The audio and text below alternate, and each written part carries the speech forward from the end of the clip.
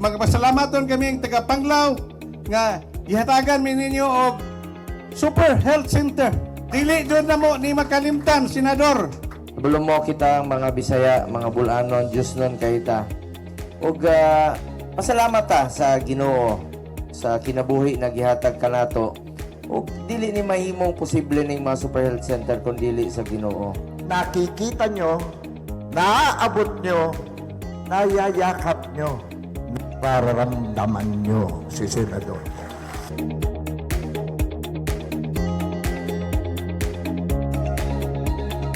Wa ang atuang Super Health Center kung wa si Senator Bongo.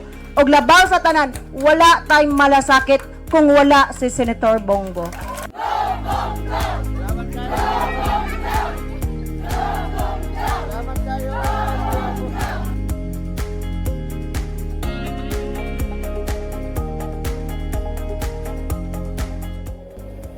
Gubihan kayo og naay gugma sa iyang sikataw kay siya man ang naghatag aning mga tabang especially like health. So Senator Bongo, ang mga taga-Dawis nagpasalamat kaayo kanimo and God bless you Senator Bongo. Makaisunan, unahon na ako ang mga programa makatabang sa mga pobre. Unahon tamong pirmi sa akong mga iduso nga programa. Bisyo niya mo serbisyo sa Pilipinas, serbisyo sa Bohol. Atong pakpakan, dili na ko tason.